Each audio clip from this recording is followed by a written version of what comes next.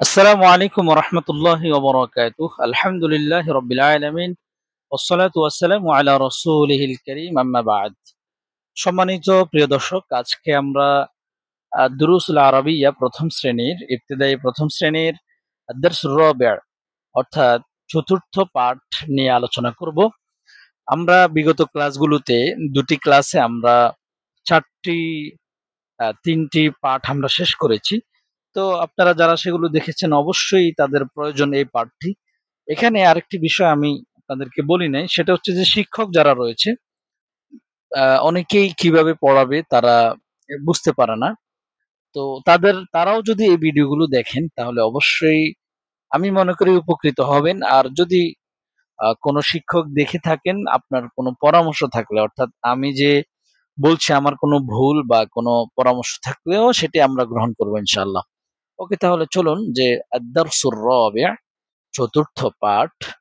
চতুর্থ পাঠে এখানে কি শিখানো হবে? এখানে শিখানো হবে আপনাকে আরবিতে সংখ্যা, যে ১, ২ এগুলোকে কি বলা হয়, ১, ২ এগুলো কিভাবে লিখা হয়, এই বিষয়টা ১ থেকে ৫ পর্যন্ত এখানে শিখানো হবে। চলুন তাহলে দেখি আমরা এখানে কি লেখা আছে। এখানে লেখা আছে প্রথমে আদাদ। আদাদ মানে হচ্ছে সংখ্যা, সংখ্যা। মানে ১, ২, ৩, ৪ এগুলোকে আমরা কি বলি বাংলাতে? সংখ্যা বলি। এই সংখ্যাগুলো এখানে শিখানো হবে। চলুন তাহলে আনজুরু দেখি, ওয়া আস্তামিউ শুনি, ওয়া আকরাউ পড়ি। বলো, দেখি, শুনি ও পড়ি। তো দেখো, কি দেখবা?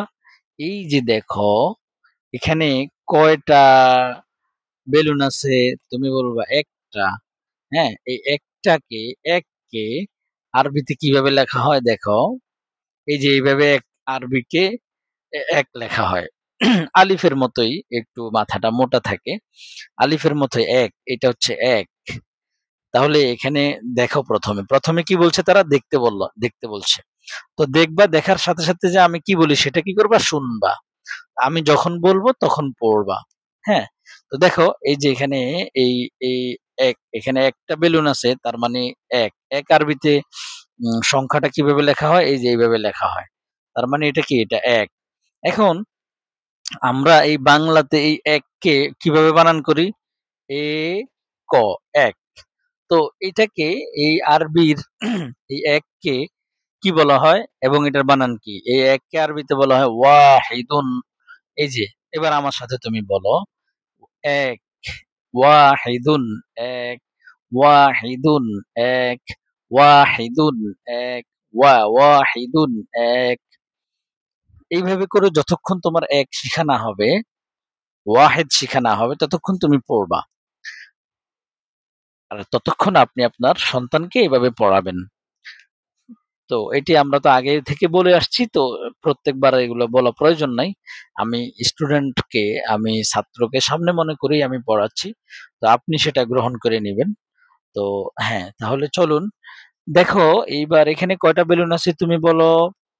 তুমি বলবা কয়টা? ২ টা, তাই না?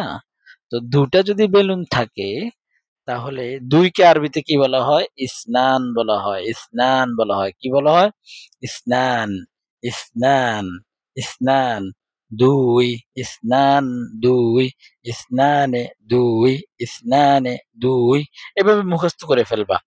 এরপরে এবার দেখো, এখানে আমি যদি তোমাকে প্রশ্ন করি এখানে কয়টা বেলুন আছে বলো তো? তুমি বলবা যে ৩ টা, তাই না? এই যে ৩ কে আরবিতে কি বলা হয়? সালাসাতুন, সালাসাতুন ৩, সালাসাতুন ৩, সালাসাতুন ৩। এইভাবে এটাকেও মুখস্থ করে ফেলবা। এরপরে আমি যদি তোমাকে এখানে প্রশ্ন করি যে এখানে কয়টা বেলুন আছে বলো তো? তুমি বলবা যে ৪ টা, ৪ টা বেলুন, ৪ টা। ৪ আরবিতে কি? আরবাআতুন ৪, আরবাআতুন ৪, আরবাআতুন ৪। এইভাবে করে এটা মুখস্থ করে ফেলবা। এরপরে আমি যদি তোমাকে প্রশ্ন করি যে এখানে কয়টা বেলুন আছে? তুমি বলবা যে ৫ টা। তো ৫ আরবি কি? খমসাতুন ৫, খমসাতুন ৫, খমসাতুন ৫, খমসাতুন ৫। এভাবে করে পুরা মুখস্থ। এখন এবার আবার শুরু থেকে। ওয়াহিদুন ১, ইসনানে ২, সালাসাতুন ৩, আরবাআতুন ৪, খমসাতুন ৫। এইভাবে ১ থেকে 5 পর্যন্ত যখন এইভাবে নাম সহ ওয়াহিদুন 1, ইসনানে 2, সালাসাতুন 3, আরবাআতুন 4, খামসাতুন 5 নাম সহ এইভাবে মুখস্থ হওয়া পর্যন্ত এখানে পড়তে হবে। পড়ার পরে এখন এই সংখ্যাটা লিখবো কিভাবে, তুমি কিভাবে লিখবা সেটা বলো, যে আক্তুবু লিখি। লিখার জন্য তুমি একটা পেন্সিল নিবা, তোমার বইতে, খাতাতে না, এই বইতেই। বইতে তারা কেন তোমাকে লেখার অপশন দিয়েছে?